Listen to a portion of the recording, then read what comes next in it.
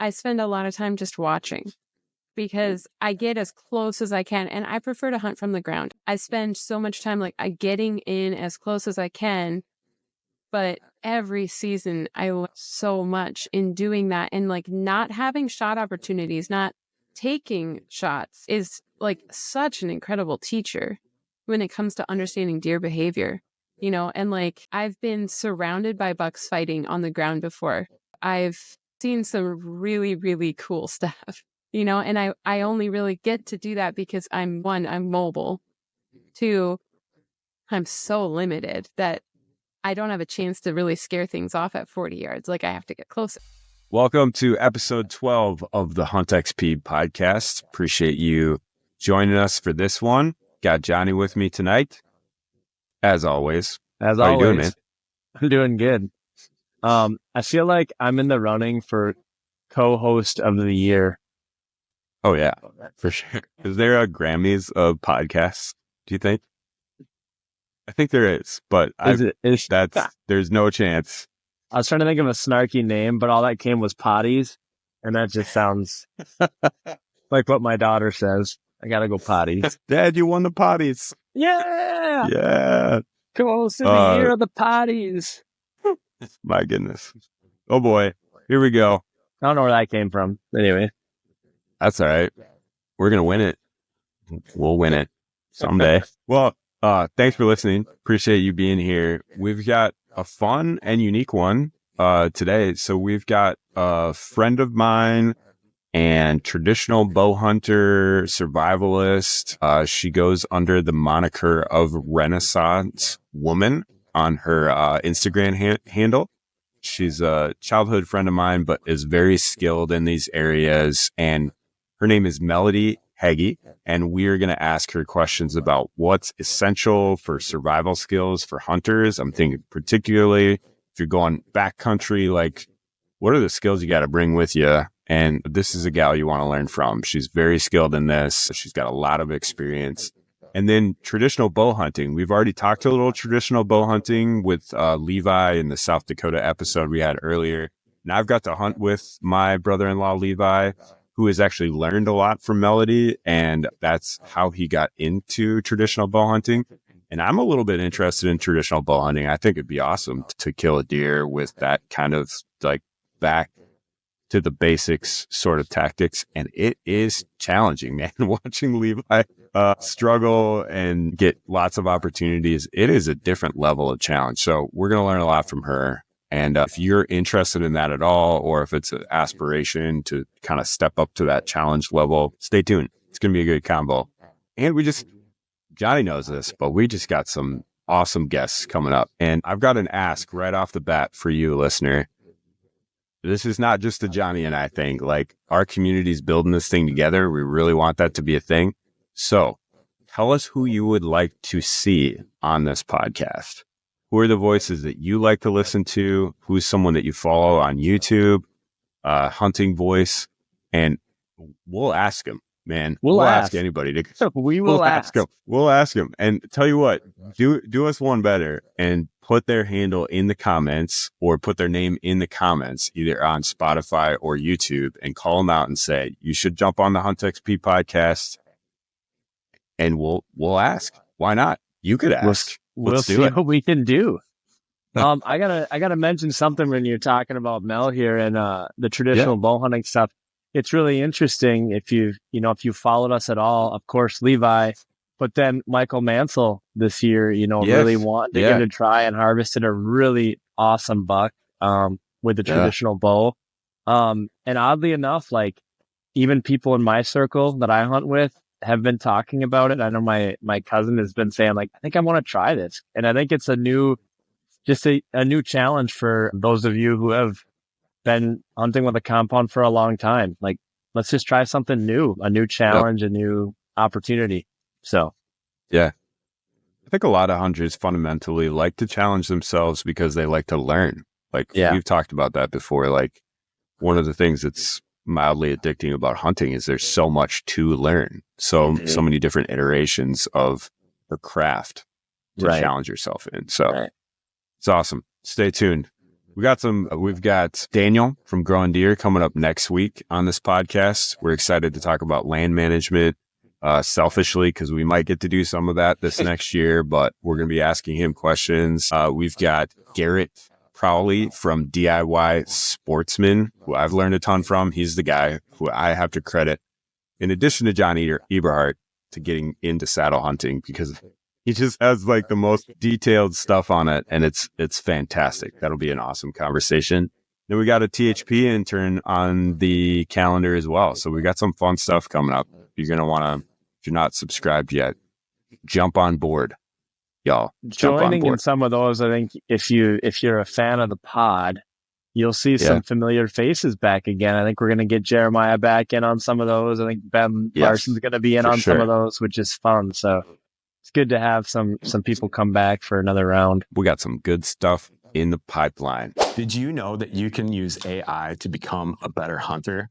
Here's what you got to do. Our team at Huntxp has built a custom AI. We call it Crockett. And it is the combination of the power of AI and the collective wisdom of hunters for many years mashed up together and put right in your pocket, right in the field, where you can level up your hunting game. You can ask it things like, what's the best broadhead setup for my situation? What's the best day to hunt this week? All sorts of questions. You can take pictures of the snake you almost stepped on in South Dakota and say, is this a rattlesnake? That's something that actually happened to us. It's super fun. Our community is having a great time building this. We'd love for you to join in at huntxp.com. Join us. All right. I'm bringing it back, Johnny. We're going to do Crockett news again. Let's do it. Yes. It was great last time. Let's do it again. Kind of. This first one is not quite Crockett. This is JD news, and then we'll do Crockett news. Okay. I have a trivia question for you. It's 2025 trivia question. Do you know what was the winning ATA new product of 2025 at the ATA show this year? If you're not familiar with that show, that's a hunting showcase where a bunch of hunting manufacturers showcase new products. Do you know what it was? Number one product, new product. Oh my! I want to say it was Crockett. Yes. No, I'm just kidding. That is the right answer. Let me. I don't know. I don't know what it would be. No. Okay. It was a saw. Okay. Oh. A saw. Okay. That Tethered made, just came out with. And this saw, we'll put some pictures up. It's a kind of a cool saw. And it's just like a hand saw. Like I use Wicked hand saws. I got one of those in my saddle when I'm hunting in case I got to cut a bough down. But the little innovation that made a huge difference was they put two kind of hooks on the top and the bottom. So you can grab any sapling or a branch of a tree you're a part of, and you immediately have an extension saw. You can attach it to like a little sapling and you create an extension saw. It's just something lightweight where like if you know you're going to be trimming some trees, but you don't want to take a big extension saw and it affords you the ability to cut some more shooting lanes if you have that opportunity. So, but here's the story behind it. You're like, cool, JD. Saw what news? No, it is cool. It is cool. You know how I found out about that? How? Our guy, John Eberhart, calls me and he says, JD, first of all, what does XP stand for? Very, very humbly had to try to explain what experience points on a video game were. And he's like, yeah, well, that's dumb. I don't get that. And I'm like, okay, it's just for experience. He's like, in my experience doesn't mean anything unless you got the right experience. I'm like, you're right, John. You're right. 100%. But then he goes, did you hear what the number one winning product at ATA was this year? I'm like, no, John, I did not. And so he tells me what it is. And he says, let me tell you the story behind that.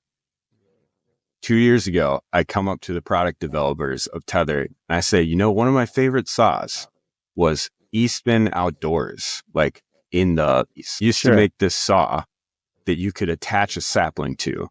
And it sucks because it doesn't exist anymore. And here we go. 2 years later, the people at Tethered make what John Eberhart suggests and it wins number one product at the ATA. So basically, if John Eberhart says it, just do it. Just do it, and you will win. Do it, and you will win. You will win.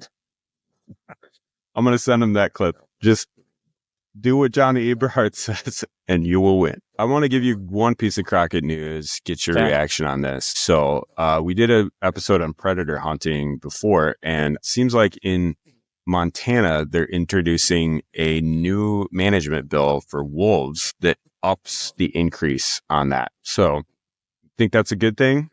I know that a lot of people we talk to in northern Wisconsin would love to see, and Minnesota would love to see the same thing happen in our states. What do you think? Yeah, I mean, yes, I think it's a good thing. Here, I'll put it this way: there was they opened a season in Wisconsin a couple of years ago for wolves, and there was a quota, right? There was X amount of wolves that could be taken, and I don't know if it was, for whatever reason, 120 standing out, but it might have been 200. I don't know. But they filled the quota within like the first 12 hours of the season being open. And then they had to stop it. And I just think that just shows how many more wolves there are than people realize. And if there's that many more in Wisconsin, I would imagine there's a similar trend across the other states. So yeah, I think I would be definitely in favor of that. Yeah, that's good. Well, way to go, Idaho. I thought you said Montana. There, so did I? Okay. Yep. Yeah, it's Montana. Yep. There you go. It's out west. Out west somewhere. West of us. You're right. Montana. Way to go, Montana. Hopefully that works out for you. I don't know what kind of effects they're seeing out there, but we'll see if that pans out and how that works with the herd out there. So I think it's time, dude. Let's bring Melody on board, and excited to see what she's got to teach us. For sure. Oh, you're here. Welcome to the Huntxp podcast. Hi. That was perfect. Well done. Yes. Timing. Yes. I may leave it in. We'll see. I may leave it in. Well, thank you. I'm glad to be here. We've been dealing with influenza for weeks. So it's nice to I'm not even leaving my house, but I feel like I'm finally doing something. So yeah, that's good. I think it's been since the day after Christmas, and it's gone through all 7 of us. So. Oh my. Yeah. Sorry to hear that. Wow. That sucks. Yeah. Can you introduce yourself to folks and let us know a little bit about you and some things you've been up to? We're excited to talk to you about survival stuff, traditional bow hunting, but I know you do a number of different things. So.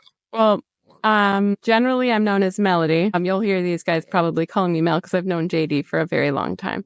But what's funny is, by and large, people know me as Renaissance Woman, which is really awkward because I didn't tell my family that I had Instagram for a long time. And then we went to a archery event, like a big 3D archery shoot, and everybody's like, "Oh, Renaissance Woman, how you doing?" And Michael, it's like, why does everybody keep calling you that? Oh, that's hilarious. Yeah, so it's kind of He wasn't sure if it was like an insult or a compliment. Yeah. He honestly, legitimately had no clue that I had this Instagram presence where I was just posting bread and bows and spoons and random things. So yeah, that's awesome. I didn't think it was a big deal. So that's good. Yeah, so I live in the Minnesota Big Woods area. And it's a really great spot for hunting. I have 5 kids. My oldest is 14. My youngest is 6, and I homeschool. And we have a homestead with dairy goats, and we raise meat rabbits, and we seasonally raise hogs too. We don't have any right now, but typically we'll grow them out in the summer. And, we do a big garden and lots of preserving and trying to live off the land. And I also raise golden retriever hunting dogs and, chickens, ducks, all that stuff. And actually one of my dogs is trained for scent. She recovers deer. And, I think that's, by and large, that's the, high level overview right there. So, well, and I'm very into traditional archery, as you can see. There's a few of my bows back there. That's 3 of the family. There's my longbow in the middle. That's my favorite. Well, I don't know. Maybe that one and that one are my favorite ones. So, yeah. That's awesome. Well, I'm stoked that you have a dog that does tracking now that I know that, because I'm only 45 minutes away from you. So you're going to be my first call. And I'm going to be like, Mel, screwed it up again. Come find my deer. Yeah. Well, I mean, I haven't been super lucky with my recoveries lately, but it's not really her fault. She's a great, great dog. It's amazing to watch dogs work. So most of what she's done a few recoveries. But most of it has been just training, just watching her run tracks and learn training. And like when my son got a buck this year, he made sure to dig out the interdigital gland so that he could lay down a track using that, and made a bunch of like fake deer feet with that and walked around and then had her do like a 400-yard track. And it just went really nice and quick. So she's really great. Dang. I'm usually the problem. So in Minnesota, you have to have your dogs on a leash for tracking. Yeah. And she's so not used to that it throws her off every time. So we're trying to train with the leash and with, trying to keep her wearing a blaze orange vest because, she's a golden retriever. So she's brown. So I want to make sure she does that stuff. But it's like as soon as that stuff gets on her, it's like she gets super thrown off. So we're working on it. Yeah. Well, that's exciting. I hope I get to see that at work someday, and I kind of don't hope that I get to see that at work someday because it's probably going to be me calling you. No, see, the cool thing to do is if you have a gimme, like you saw the deer go down, you bring the dog down to just do it for like you don't get out of your stand, and then have them find it. Like when our neighbor shot one, he called right away. He's like, I can see the deer, but why don't you bring her down? Bring Kisa down here and she'll, great. So those are great because they're confidence boosters for them. So sure. Yeah. That's awesome. Well, let's start with traditional bow hunting. We want to ask you questions about that. We're curious. I would love to shoot a deer this way if I have time and space to start learning how to do this. I've watched Levi, my brother-in-law, good friends of yours as well, get into it because of your influence, and it's been really fun to watch him hunt. I've even been on a couple hunts with him this year in South Dakota and up in just 2 weekends ago in Wisconsin, and it's super fun. But I just want to ask you, like, how did you get into it and why do you do it? Okay, so, I grew up not hunting. Like my dad's from downtown Chicago. My mom is, she grew up in the Apple Valley area here in Minnesota. But once she moved out of her parents' house, she didn't really hunt again. It was the occasional, she'd go out maybe 3 or 4 times my entire life. So it just really not something I grew up with, but I did grow up in the woods. Like I was homeschooled and I would finish school every day as quickly as I could so I could get out in the woods with one of my books. It would be like Sign of the Beaver or Hatchet or, Robinson Crusoe, any of those like survival books. Like I was all in on that kind of stuff. And so I didn't really realize that a lot of the different things that I learned growing up and then into my young adulthood, such as like land navigation, I worked with search and rescue teams. So I learned a lot about like how to read maps and how to understand terrain and all of that. I didn't really realize that was all kind of working together to make me so that I could become a good hunter someday. But when I was 28, I had 4 kids at this time. And my husband I'd been going with him to deer camp every year. And I was always stuck back at the barn, like cooking and cleaning. And like, like having someone watch my kids while I go sit in a deer stand sounds like a really great option. So I went to Hunter Safety. Sure. And so it was me. Nice. I had like a newborn nursing baby. It was me and like 20, 12-year-olds in this Hunter Safety class. But I did it. And while I was there, they did this little section on archery. And so I got to try shooting, and they had traditional bows because I did it at, it's called Forest Springs. It's a camp up in northern Wisconsin. So I actually did my Hunter Safety there, and they had an archery range, and they let us go and shoot bows. And after I did that, I was like, man, this is super cool. I really like this, but didn't really think that much of it. Started hunting with a rifle. And then my very first year, I think I tagged 5 deer because I had all these bonus tags because we were hunting ag land. And, I don't know. I just like after 3 seasons of hunting with a rifle, I got my first nice buck at 125 yards, one shot, 10 minutes into opening light on the first day. And I was like, I don't like this. I don't feel like I'm hunting. I'm not a hunter. I'm a shooter. Like anybody can stand far away and shoot. Right. But I realized when I was watching that buck very far away and then I took the shot, like he had no idea I was there because, you know, he has all of these senses that are so much more finely attuned than mine. Like the only thing I have above him is my intellect. And, you know, granted, I did use that to set up away from him, but I didn't have to outsmart him on his level, if that makes sense, you know? And so then I really wanted to become a hunter, you know, because you look around, look at the different predatory mammals out there. Like we have a lot in common with them. Like our eyes are forward, like we have predatory instinct, we have, you know, teeth of an omnivore and all these kind of things. And so like we also have this ability to hunt, you know, and I wanted to really unlock that. And so I didn't really know how to go about it. So my husband had a crossbow in the basement and I'm like, okay, well, I'll do this. So I went out a few times, got my first archery tag, thinking, I don't know, 2018. I had another newborn at this point, and I like practiced with the crossbow, but you know, practicing with a crossbow is not fun. You just shoot a bunch of bolts and then you spend forever trying to get them out of a target and then trying to crank it back again, right? Yeah. So I did a few shots with it and I'm like, well, it's not that much different than a gun. I didn't know a whole lot about hunting at this point. And that's like very much to my shame that I went out there without really knowing that much because I'd only done rifle hunting. And one of the things that I want people like generally to understand is like, doesn't translate to bow hunting. Bow hunting is very different. And even when you're using a crossbow, you're still shooting a bolt. You're not shooting something that's going to like fragment on contact and cause cavitation and all that kind of stuff, you know?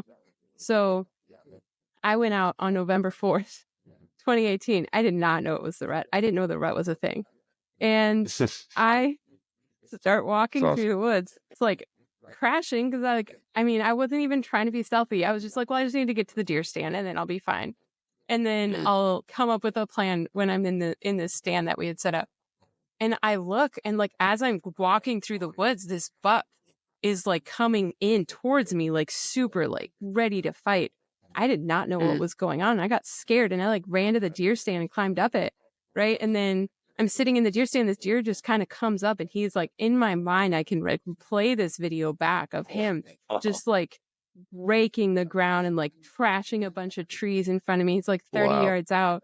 So like as he starts going behind me, I shot with the crossbow, but I used the wrong like aiming bubble in this scope and I hit him in the backstrap. I didn't really know where I had hit him at that point, but I knew I hit him and I found blood, you know, got out, found blood, so 20, 30 minutes later, but I didn't find any deer after a short track. And so I went back the next morning, and never found the bolt. You know, that's the problem when you're hunting earlier season and the ground isn't frozen and if you're shooting a bolt, like that bolt's going to go so deep in the ground, you're never going to find it. And I went back in the morning and I'm like, I had to go before my husband went to work because I had all the kids at home and I'm like starting to follow this blood trail. And then I see a flashlight like coming towards me in the woods and this farmer comes out and he's like, what are you doing in my woods? And I'm like, I didn't know these were your woods. I was hunting on Pete Christensen's land. And so I didn't realize where the boundary was. I didn't know about OnX yet. And I'm just showing you guys how ignorant I was. Okay. So I told him the story and he was super great. He was a bow hunter and he was just letting his dogs out and he saw my flashlight in the woods. So he came down to check. I was like right on the border of their property, I guess. Yeah. And so he came down and he looks at the blood trail and he's like, I really don't think this is a dead deer. And I'm like, why do you say that? Like, tell me what you see, you know? And he's like, this looks like muscle blood. And you can tell by the way it's on this leaf that it's already starting to clot, you know? And so I really don't think that you killed this deer. So he helped me with a little bit more tracking. And then he's like, well, it's going downhill and that's a really good sign. But then we get downhill and it just moved right up the other side of the ravine and ran up. And he's like, and that's a really bad sign. So I followed it a little longer after he left and found the bed where he had laid down and clotted up and then no more blood after that. The next year I found him on trail camera. I have a picture of him with my bolt injury on his back. You can see that injury. Sure. And so like after that experience, I realized I can't do this to wildlife. Like I have to know what I'm doing if I'm going to go out and go hunting. And so I decided to take a huge step back and say, like, I need to do something that's going to require me to practice a lot just to get proficient and to learn as much as I can about the deer because there's going to be no easy button. There's going to be no way for me to have success unless I know as much as I can possibly know. So I went and picked up a trad bow, and I really haven't looked back. Yeah. I got a couple of things out of that right away. When you were talking about your rifle hunting experience and how you said, I am not a hunter, I am a shooter, and you desired to be a hunter. You desire to be a hunter. I just think that's beautiful. That's what it is. That's like what it's all about, right? I rifle hunt, I bow hunt. I mean, I'm not calling out rifle hunters in any means. I love to rifle hunt as well, but I get the most joy out of bow hunting. And JD and I were actually talking about this before you hopped on, before we were even recording. There's something beautiful in hunting, and I think it's the challenge of it, right? We want to be challenged. We want to try. We don't want the easy way out. We don't want to stand hundreds of yards away necessarily and just pull a trigger, and the animal has no chance, has no idea of your presence at all. You want to match wits with that animal at close range and try to outsmart them there. Yeah. And there's no way around it if you're hunting with a stick bow. Like, you have to. They're going to outsmart you, and they're going to outmaneuver you 95 or greater % of the time. But, I don't know. Yeah. I love that. I mean, I guess I'm purposefully disadvantaging myself.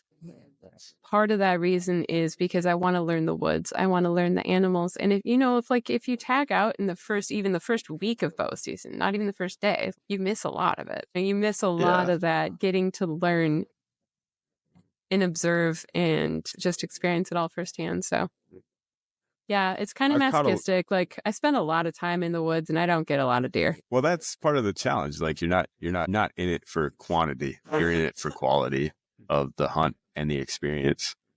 I've gotten to play kind of backseat with Levi a little bit, who's been on this pod, in South Dakota and in the Northwoods, as I said. And it's hard to describe the feeling, particularly in South Dakota, being in 20-yard bubbles of mule deer and trying to get closer. For like compound users, you're like, I just got to pop over this ridge and send it through its lungs. But trad bow, like, Levi had to get in a position where he had enough break where he could pull the bow back and have clearance. And navigating, there was 3 does that we basically orbited around in order for him to get a shot, and he didn't ultimately get the right shot. But that was a different kind of throw for me, and I wasn't even the hunter. I was this cameraman. I'm like, the feeling you have being in close proximity to deer is exhilarating. And I gotta imagine that's part of the draw of trad bow. Is like, you want that closeness to learn the animal in a different, more intimate way that you're talking about. Yeah, and like, you do end up having to be so selective with your shots, and that I spend a lot of time just watching, because I get as close as I can, and I prefer to hunt from the ground. I don't prefer to hunt from a tree stand. I spend so much time getting in as close as I can, but every season I learn so much in doing that, and not having shot opportunities, not taking shots is such an incredible teacher when it comes to understanding deer behavior, and I've been surrounded by bucks fighting on the ground before. I've seen some really, really cool stuff, and I only really get to do that because I'm mobile. 2, I'm so limited that I don't have a chance to really scare things off at 40 yards. I have to get closer. So, yeah. That's crazy. So I just want to zoom in on that a little bit. Like, you just painted a scenario. So 2 or 3 episodes on, we had a guy who films for Whitetail Adrenaline, and they shoot trad bows. Some of them do, and they get very close, but they're in plain states where there's open terrain, and they do a lot of glassing, and they identify the buck, and then they make a play on him. How is that similar or different than you hunting from the ground in Wisconsin big woods? Okay, well, first of all, I'm in Minnesota big woods. Second, I Thank you. the last year I got from the ground. So I shot a doe from the ground this year, but I never recovered it. And I don't know what happened with that one. So, but the last year that I got from the ground was with that bow right there. I came in, I had a really good, it was like maybe 20 mile an hour winds with like really high wind gusts, and that's my favorite. Yeah. For stalking, you really have to have the right environment. Glassing here is so much different than it is in those big wide open areas. Like I can glass a cornfield or a soybean field, and that's about it, because in the rest of it, I'm in woods that are super thick. And so I went into a property where I have this little 20-acre parcel that I could hunt, and there's like fingers of woods that go into these in a cornfield. And I can go on a high spot there and see, I know based on the wind direction where the deer are going to come, because I spend so much time on the ground. I find a lot of the trails, and you find a lot of their feeding patterns and all those different things. So I knew kind of like the direction that they were going to come. So I could just sit there, watch. As soon as I start seeing something poke its head out and know which direction of the wind, like how they're playing the wind, then I know how I'm going to play the wind. And I can get in, and that works really well for like cornfields and stuff like that around here. But you also need to have topography. So we're in a really hilly area. If it was flat, it would also be a whole different game with that. But with that one, I actually saw her come in off a field edge, and I was able to glass from up here and like come down a field edge 83 yards. I left cover.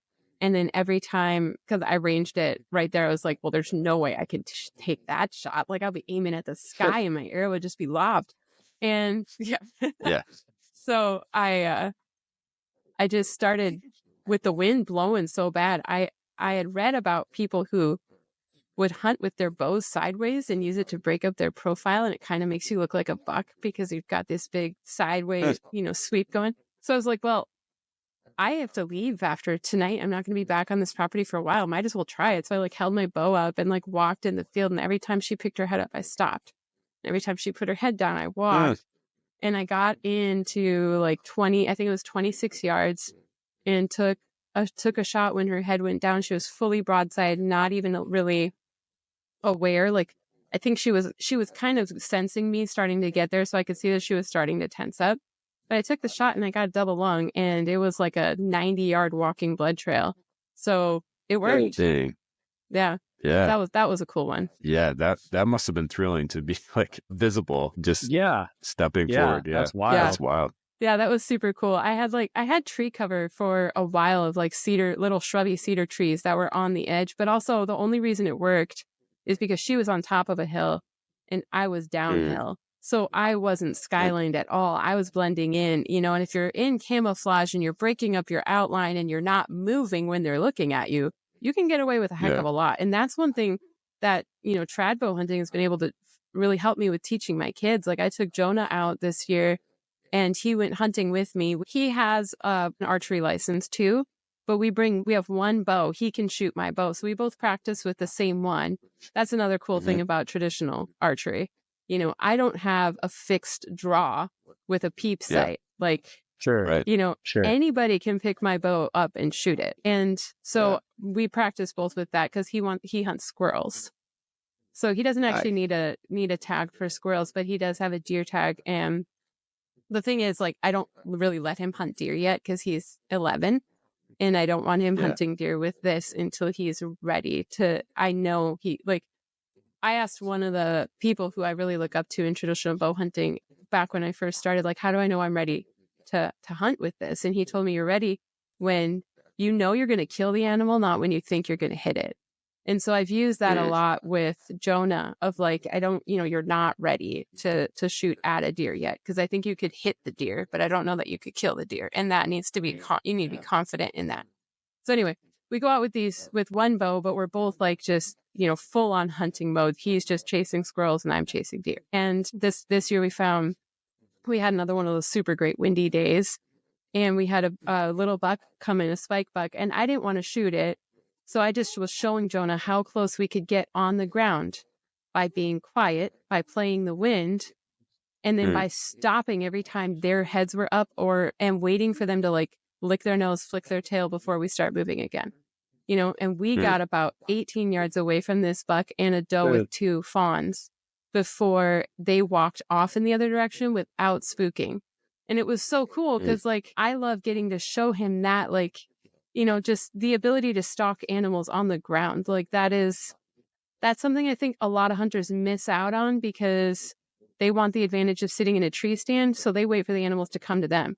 But like going along the lines of what I was saying about how I really wanted to be a hunter, like I want to go get them. Like I don't want to wait for them to come to me. Yeah. So I don't know if I even answered your question, but that was all doing great. So, yeah, great. Well, help us understand, those of us who would be interested in doing this. Like, if you're coaching someone from 0 to hero with a trad bow, walk us through the steps generally. Like, how do we pick a bow? What are our practice habits, and how are the mechanics maybe different, or what do we have to unlearn from compound to relearn in trad bow? Okay. One of the biggest things I think that compound hunters have a hard time with is when they switch to trad, they overbow themselves. So, you're probably shooting 60, 65 pounds on a compound, right? All my deer I've taken, the first deer I got with a longbow was 35-pound longbow. Wow. Yeah. And like that Black Widow behind me so this is 40, that's a 40-pound. And then right over there is my husband's, which is 55 pounds. Mm-hmm. And he with no let off. With no let off. No. Right.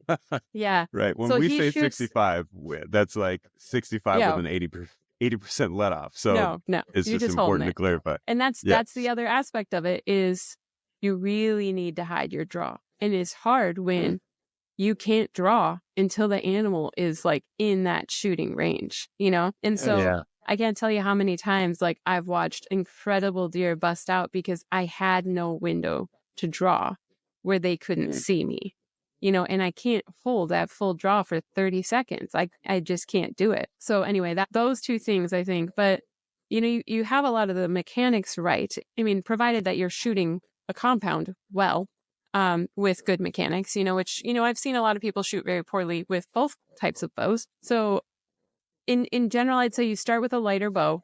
Typically, I start guys on a 40-pound bow because, they don't really have trouble with that. I usually start women on a 30-pound bow.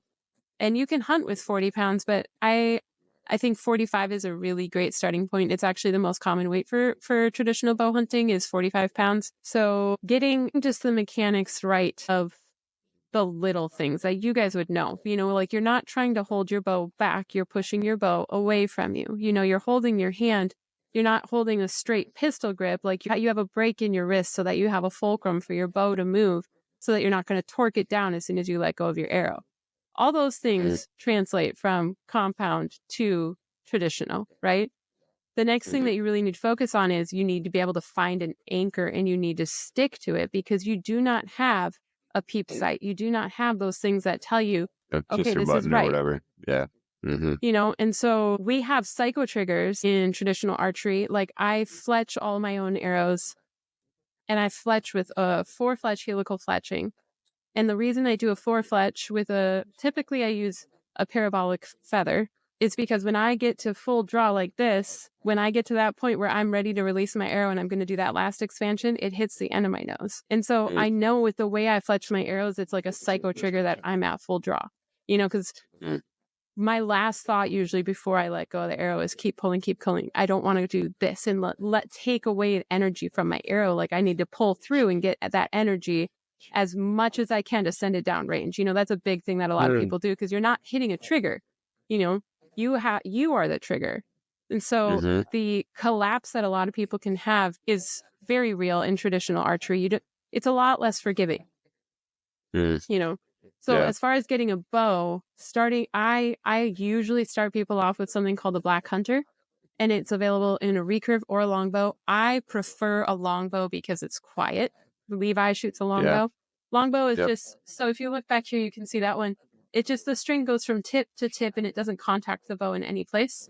And then the recurve, it has that recurve on it, which, there's more stored energy, technically they say, in the recurve, but with this, it's called a reflex deflex longbow. So you can see it's not like a D shape. It's got a slight recurve in it. That's a reflex limb. And I love those because they're so quiet, but also when you're buying a cheap, recurve, the limbs can twist. And that's not something a beginner should really worry about. With the longbows, I haven't noticed it to be a problem. I think they're a lot more dummy proof in the lower, if you're going to buy something just really basic to just start shooting with, I really prefer those. And I think you can get the Black Hunter on Amazon or Custom King Archery, or there's a few other places online if you don't want to shop Amazon, for about $90. And they have them in all different weight ranges, and it's actually a 3-piece takedown. So it's nice for traveling. I travel with one of those entry level 3-piece takedowns, when I go to Alaska and stuff like that, because it's easy and I don't want to take my, $1,400 Black Widow. I'd rather take my something that I can still shoot really well with, but I'm okay if it gets ruined or lost by an airline. Totally. So, and then another thing is arrows. I've heard you guys talk about arrow tuning. And your arrows definitely matter a lot with your traditional bow. So just backstory on this. When I first started in traditional archery, I had no idea what I was doing. Because I told you guys, I just kind of jumped into it, right? I went to Walmart and I just grabbed some arrows. And I didn't know that 340 spine arrows would, be too much for the 35-pound bow that I was shooting. And it had these little, blazer vanes on it that you really cannot shoot out of a trad bow. I didn't know any of that. And so I didn't let it stop me. And I practiced with those arrows until I got really good with them. And then I was amazed when I finally got arrows that were right for my bow at how much better they flew. But guess what? I was able to get the mechanics down even with the wrong equipment. And one of my favorite quotes is, it's better to be ignorant than unwilling to learn. And I was very ignorant, but I was so eager to learn that, I just absorbed information. Every time I learned something new, I just changed what I did. And that's kind of the cool thing about being so new into something, is I didn't have anything that I was so tied to that it had to be that way. I just was able to learn and adjust on the fly and learn to get things right. And now arrow tuning is one of my favorite things to do. So typically I'm pretty sure I made all of Levi's arrows. I don't remember, but I make arrows for everybody. Because I want to tune bows. I want to do the math and I want to figure it out so that I can get better at it. And so I make my own bowstrings, I make my arrows. And, when you're talking the weights that we're shooting, we're at 600 spine arrows for some of these bows.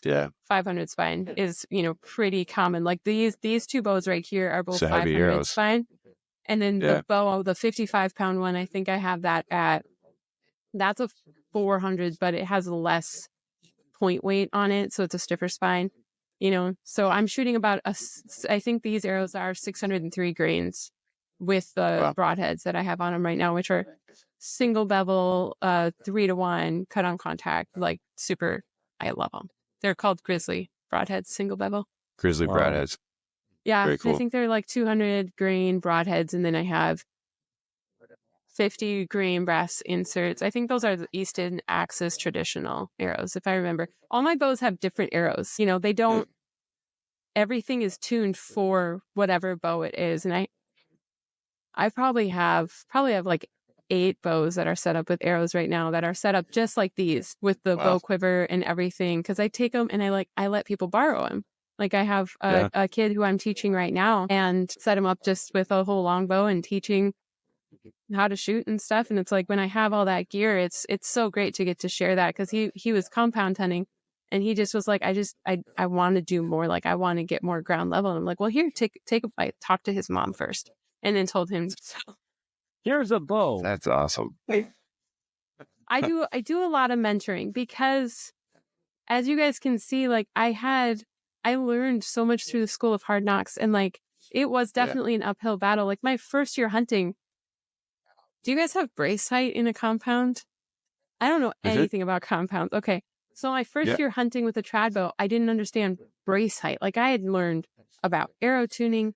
I had learned about so many things. I'd making all my own gear and all this stuff. But for some reason, I neglected that one thing, because you just don't know what you don't know, right? So I went out hunting and I'm why is my I had unstrung my bow to travel to where I was hunting, and I strung it back up, and I had a Flemish twist string, which you twist to get to the right length that you want. And it must have untwisted as I packed it up, and I didn't understand that, and so then I had to like go on Google and be like, bow string on recurve too loose. Like, what does this mean? And so like I learned about that, and then I fixed it, and now I can teach other people, how do you measure your brace height? How do you know the right brace height for your bow? All these different things. And so I do a lot of mentoring so that I can help people kind of eliminate that curve. And that is probably what I like most about this, is how many people I've been able to like bring together because of it. That's amazing. That's awesome. Yeah. Jonny, do you have any other questions with trad bow? Otherwise, Melody, we'd love to ask you about survival stuff too. There's probably 20 different things we could ask you about, but we'd love to ask you about that.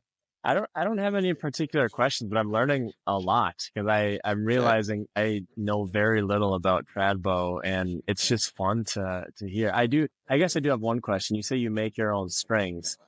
Can you explain to people like what are they made of? What are the different kinds? Like, okay, what do you prefer? This is one of the main draws of traditional archery to me. So like I spoke at the Modern Homesteading Conference in Coeur d'Alene, Idaho last summer, and it's a huge conference. I think they had like 4,000 people come or whatever, but they'd never had a hunter speak. And they asked me to speak about the sustainable art of hunting.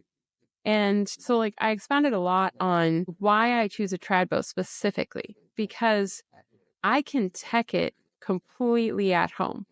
I can make my own strings. I could honestly go out and make my own arrows from stuff in the woods. I can make my own bow from stuff in the woods. We're working on 2 bows right now. My son is making one and I'm making one, both of those out of Osage. And then I made one out of, I think it was elm last year. And when you can learn a traditional skill that like our ancestors hunted more like me, this is weird in our society, but it's normal historically, right? This method of hunting has probably taken more animals than a compound throughout history, right? And so when you're able to do all of these different components, that makes it sustainable. And so when I'm making a string, I use something called a string jig. I make Flemish twist strings. So it's where I twist a bunch of material together. I typically do 7 strands of 2 different colors and then twist them together. And I mean, it's very nuanced. There's a lot of detail that goes into it. But basically, I measure the bow. I know what size string I want to get. I'm using Dacron, typically a B55 Dacron, which is fine for all bows. It doesn't hold up as well as some of the like newer material. It's just a really stretchy material. But if you use, there's certain things like fast flight strings that if you're using an older bow, like say like a 1960s Bear Kodiak or something like that, if you use some of the newer string material, you can cause the tips to actually break because it doesn't have enough give. So I just stick with this B55 material. And some guy at a big archery convention like heard about my mentoring program, so he just gave me piles and piles of this B55. So then I make it. Wow. I make it as gifts for these kids. Like if they win an archery shoot or an archery class that I'm running, I'll give them a bow and then I'll make them a special string with whatever colors they want to go with it.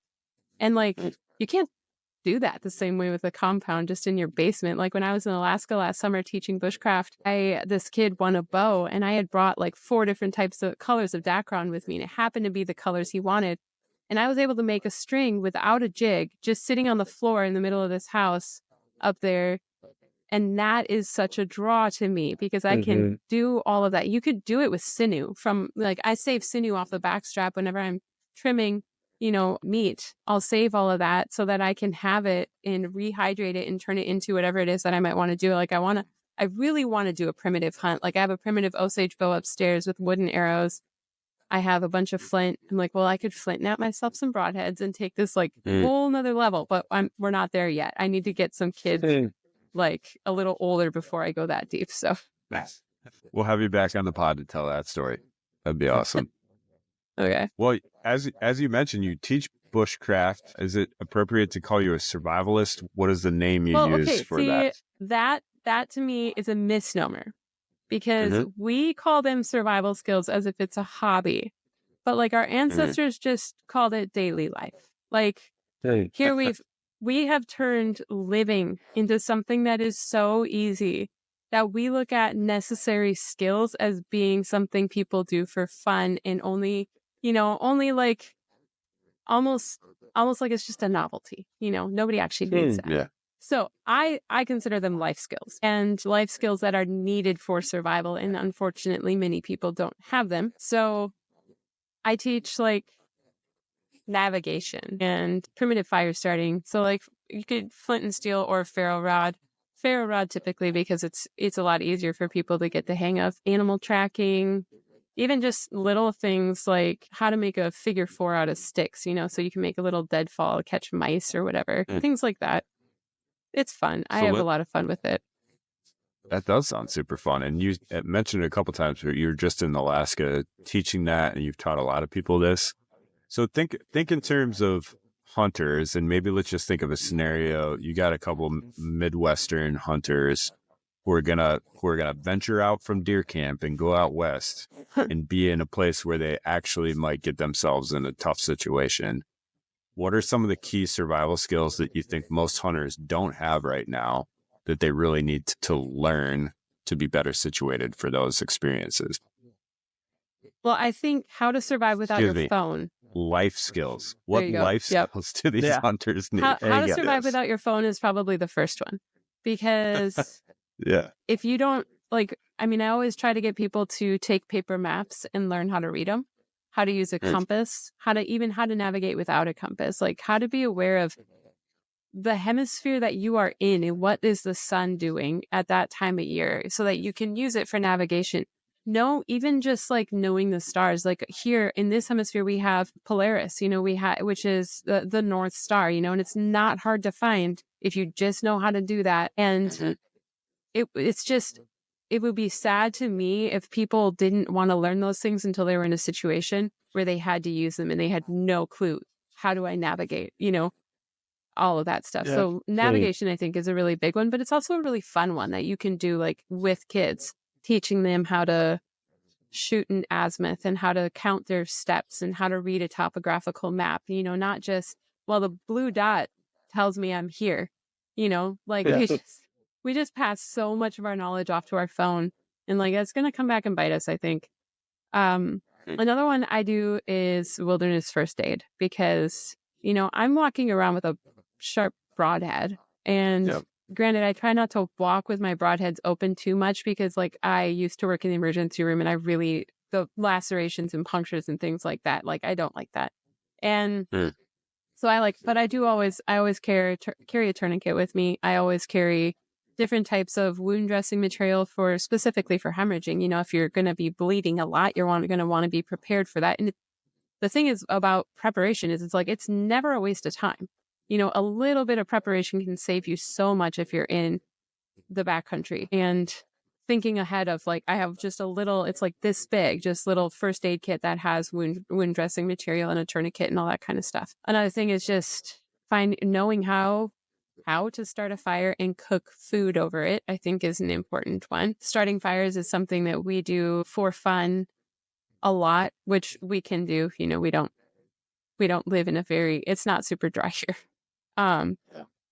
But just knowing how to start a fire in whatever weather, like in the snow, in the -30 degrees, like how do you find the materials that you need, all of that.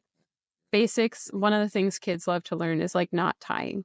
How do you not just ruin all of your ropes or paracord it? Because I always bring paracord with me.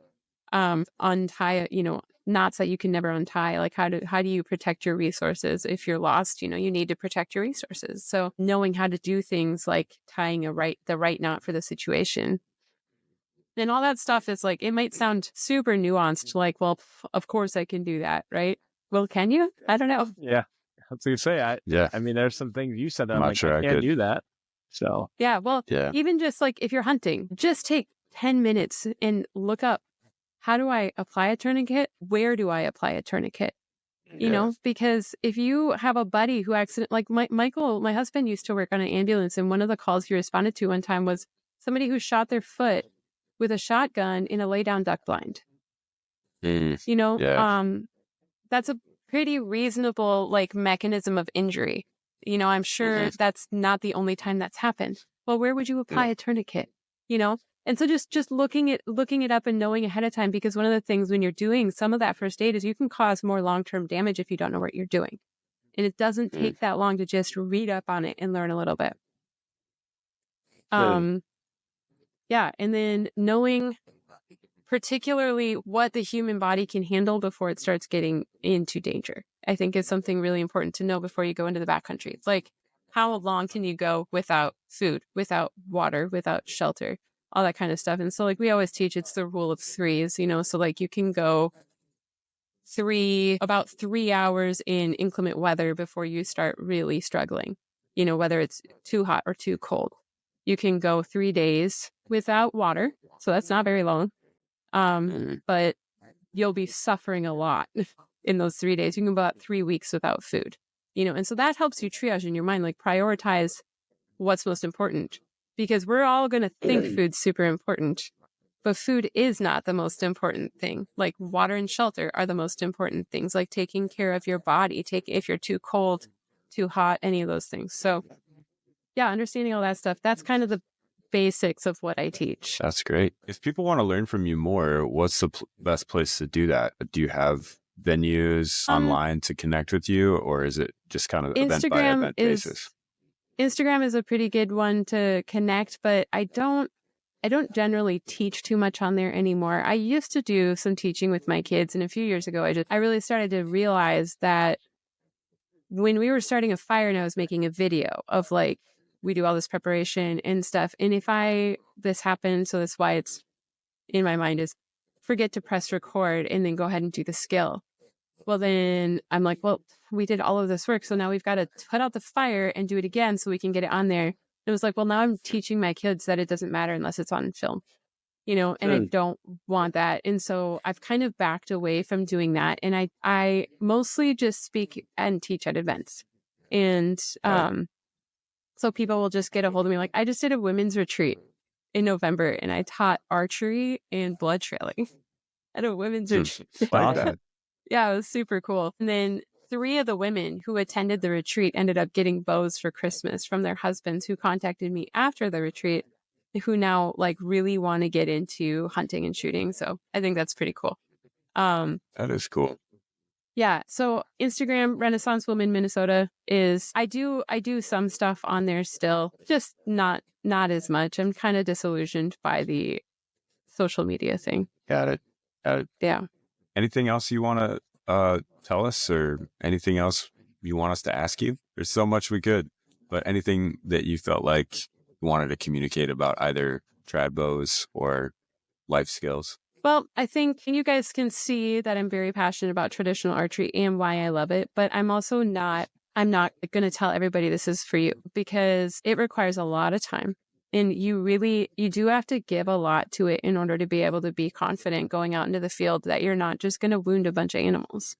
And so I don't want people to just be like, oh, that sounds fun, I want to do that. Like, I want to encourage people that if you want to really kind of take your hunting to the next level, and also your dedication, but also doing it because this is something that you can really do with your family. Like we have bows all the way down for like the 3-year-olds that, you know, like, yeah, it's so multi-generational. You know, my dad shoots a trad bow now. We do traditional archery league together in the winter. Like it's something every level can learn it, but that doesn't mean it's the way everybody should hunt. And so I do want to make sure that some people know that, but also like, just because of all the reasons I love it doesn't mean that I'm against a crossbow or against a compound. I just think that it's easier to go into the field without the right amount of preparation and without the right mindset, using a weapon that gives you a greater advantage. So yeah, that's probably my parting thoughts there. That's great. Oh, this was fantastic. Learned so much, and I'll probably be not calling you, hopefully not to recover a deer, but to get your advice on which bow. Yeah, well, I might not be that much help with that. Yeah, but you guys, next time I'm up in Ashland or any of those areas or whatever, like I travel with, I have my program is sponsored by the National Traditional Archery Association, which is called Compton Traditional Bow Hunters.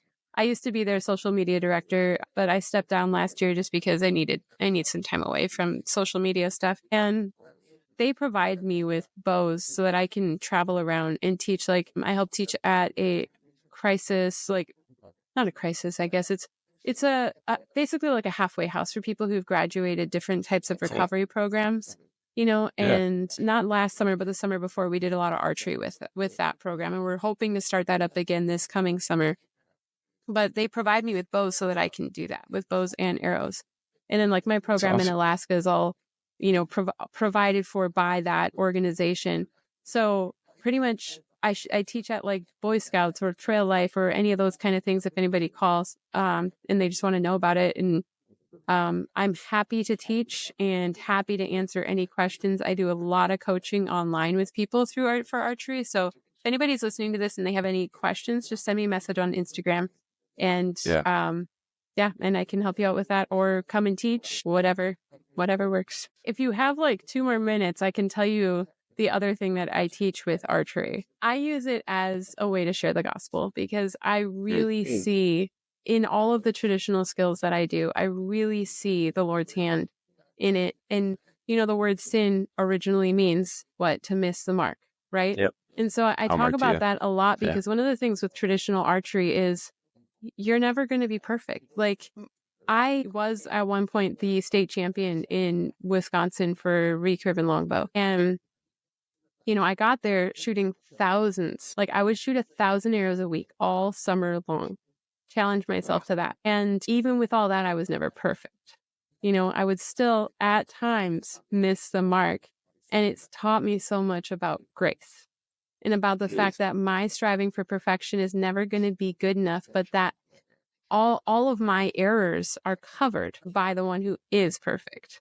So like, that doesn't mean that I stop aiming at the target. That doesn't mean that I stop trying. It just means that I know that if I don't hit the exact middle, that's okay. And another thing about that is that with traditional archery, because I'm not using sights or anything like that, wherever my eyes are looking, that's where my arrow is going to go. And so it's helped me learn to keep my focus, to know my target. Because if I don't know my target, like, think about aiming at a deer target. You aim at the deer, you can hit anywhere on the deer, right? You miss it. You aim at the deer, you miss by 2 inches, you miss the deer completely. But if you aim at the heart and you miss by 2 inches, maybe you catch the lungs, right? Yeah. So you have to know your target in order to get close. And so when I think about that, I have to know my target and I have to keep my eyes on my target. And if my eyes are going somewhere else, my arrow is going to go there too. It's just kind of some of those things that have really helped me keep focused in my faith and be able to see different ways that God's given us these little things that can help remind us of all these different aspects of it. So love sharing that with kids, especially just because it's such a tangible thing. Like, I'll always ask them, like, I've shot thousands of arrows, right? So do you think I can do this perfect? And I'll shoot a shot, and I always put an X on the very middle. Almost always I get a bullseye. But we all go up and we look at it then, and I'm like, but was it perfect? Was it good enough?